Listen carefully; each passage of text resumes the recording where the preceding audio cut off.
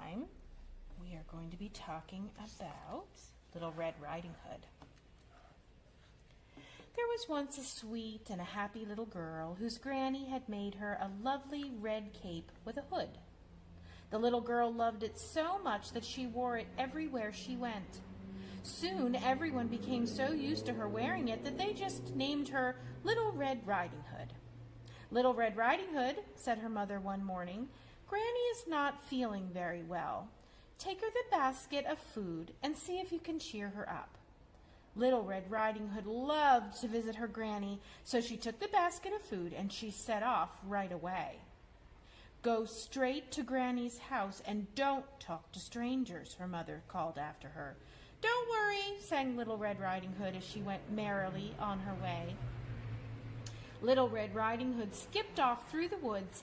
The sun was shining, the birds were chirping in the treetops, and she didn't have a care in the world. But very soon she met a wolf. Well, hello there, said the wolf in a low and silky voice. Where are you off to on this very fine morning? I'm going to visit my granny, replied Little Red Riding Hood, forgetting her mother's warning. She's not feeling well, and I'm taking her this food to make her better. The wolf licked his lips.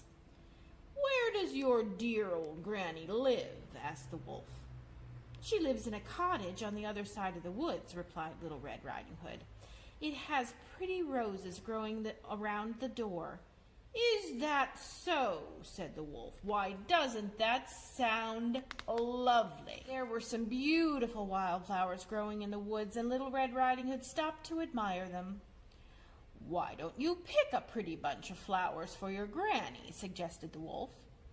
Little Red Riding Hood thought that was a good idea, and she stooped to pick some. As she was busy choosing the prettiest flowers, the wolf strolled away down the path. His tummy rumbled loudly.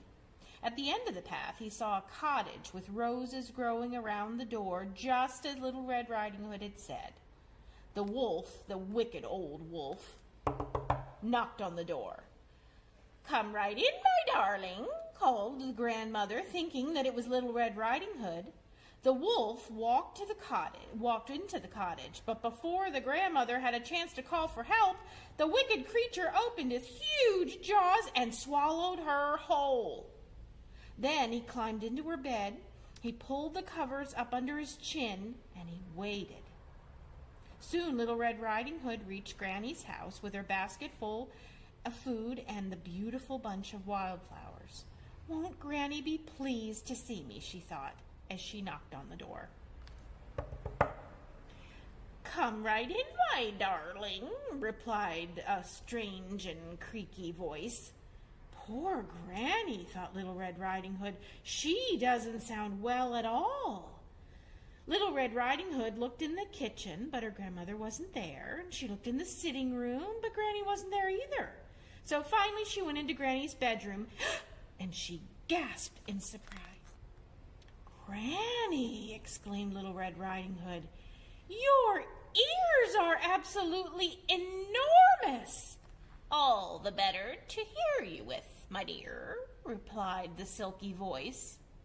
And your eyes are as big as saucers, gulped Little Red Riding Hood.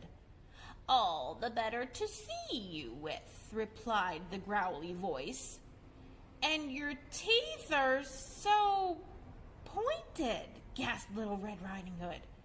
All the better to eat you with, snarled the loud, angry voice. The wicked old wolf jumped out of bed and gobbled Little Red Riding Hood in one gulp.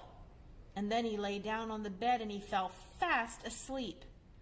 Luckily, a woodcutter was working nearby, and he heard some very loud, strange, growly snoring noises coming from the little cottage. I don't like the sound of this, he thought. With his axe at the ready, he crept into Grandmother's house. He tiptoed into the bedroom, and he found the wolf fast asleep with his tummy bulging, fit to burst. You wicked old wolf, cried the woodcutter. What have you done? He tipped the wolf upside down and shook him as hard as he could, and out fell a very dazed Little Red Riding Hood, followed by her poor old granny. "It was so dark in there," cried the little girl. "Thank you for saving us." But Little Red Riding Hood's granny was furious. She chased the wolf out of her bedroom, through the cottage, and out into the woods. The woodcutter and Little Red Riding Hood followed close behind her. The wolf never returned, and Little Red Riding Hood never spoke to strangers ever again. The end.